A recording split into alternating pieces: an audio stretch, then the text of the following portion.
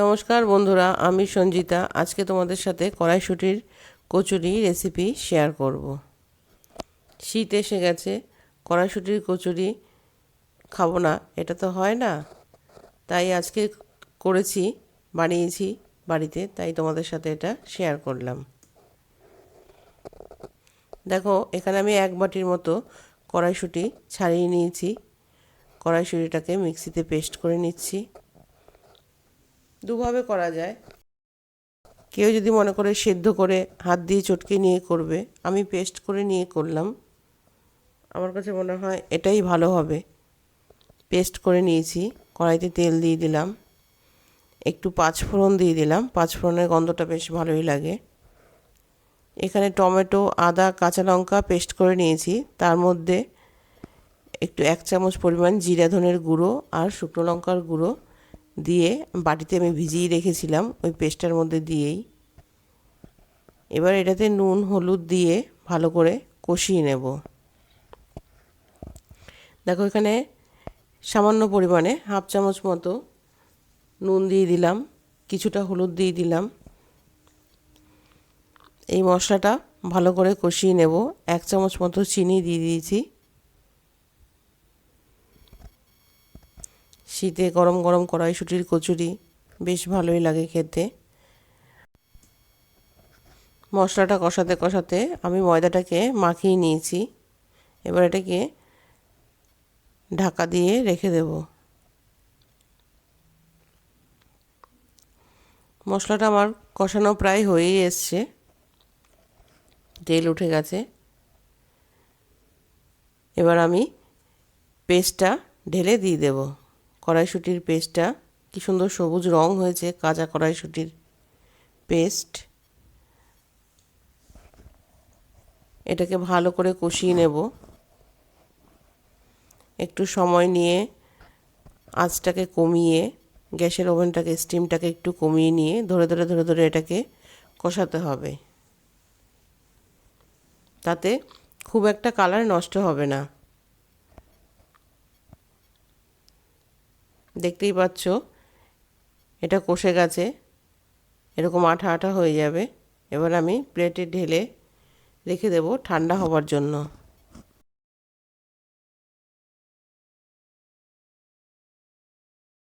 এবার ময়দাটা ঢাকনাটা তুলে নিলাম। তুলে আর একটু মাখিয়ে নেব ময়দাটা।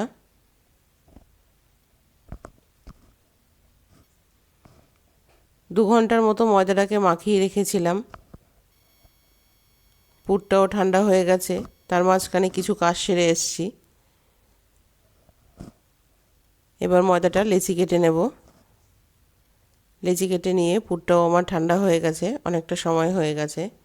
এবার আমি পুরটাকে ভরে তোমাদের দেখাচ্ছি। লুচির থেকে একটু বড় গোল্লা করে নিয়েছি। এরকমভাবে বাটির মতো শেপ করে নিয়ে 1 চামচ করে পুর দিয়ে দেব।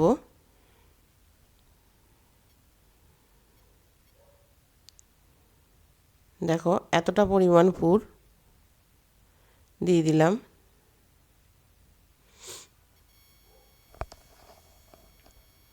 এরকমভাবে মাথাটা মুড়ে দিতে হবে, মুখটা বন্ধ করে, তাহলে বেরিয়ে যাবে না ফেটে।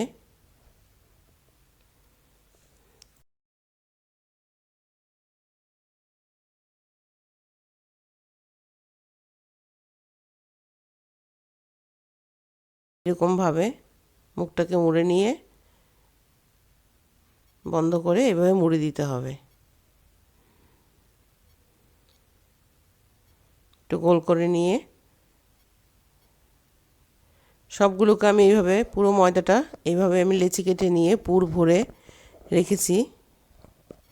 এটাকে তোমরা চাইলে তেল দিয়েও বেলতে পারো, আমি আটার গুঁড়ি দিয়েই বেলেছি। এখানে সব কটা আছে দেখো।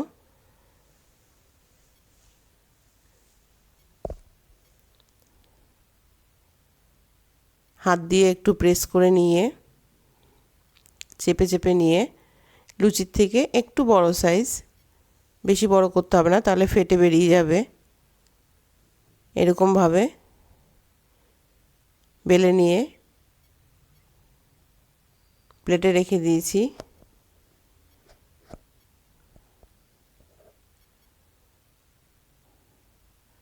অনেকগুলো বেলতে সময় লাগবে, আমি তোমাদেরকে 3টে মতো বেলে ভেজে দেখাচ্ছি। তোমরা এভাবে ট্রাই করে দেখবে, আশা করি তোমাদের ভালো লাগবে। এটা খেতেও খুব টেস্ট হয়েছিল। তোমাদের যদি আমার এই রেসিপিটি ভালো লেগে থাকে তাহলে চ্যানেলটাকে সাবস্ক্রাইব করে দিও, লাইক কমেন্ট শেয়ার করো, তাতে আমার আগ্রহটা বাড়বে। জানি না তোমাদের আমার রেসিপিগুলো ভালো লাগে কি না। আমি যতটা সম্ভব মানে যতটুকু আমি জানি তোমাদের সাথে শেয়ার করার চেষ্টা করি।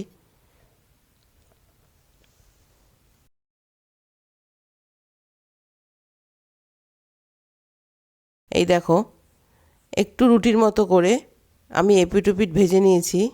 ভেজে তারপরে তেলটা অল্প 2 চামচ মতো তেল দিয়ে এটাকে পরোটার মতো ভেজে নিয়েছি। অ্যাকচুয়ালি এটা ডুবো তেলে ভাজলে পরে ভালো হয়, কিন্তু আমি ডুবো তেলে ভাজিনি, কেন ঘরে খাবে তো, বাচ্চারা খাবে, তার জন্য পরোটার মতো তেলটা কম দিয়ে ভেজেছি।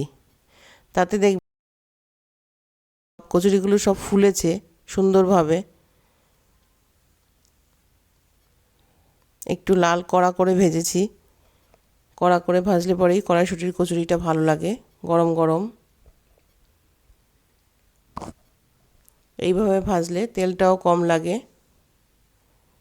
দেখেছো সুন্দর ফুলে উঠেছে।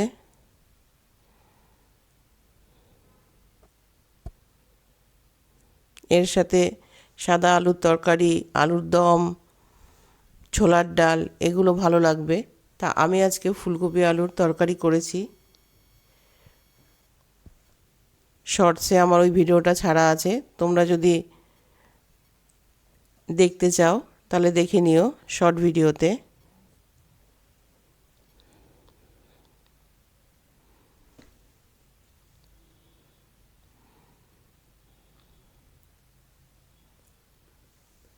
এইভাবেই আমি একটা একটা করে সব ভেজে নিয়েছি।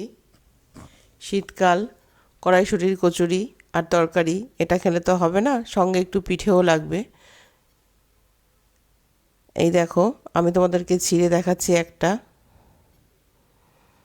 দেখো কি সুন্দরভাবে পুরো কচুরিটার মধ্যে কড়াইশুঁটিটা ছড়িয়ে গেছে। তোমরা প্লিজ এটাকে ট্রাই করো, আশা করি তোমাদের সকলের ভালো লাগবে।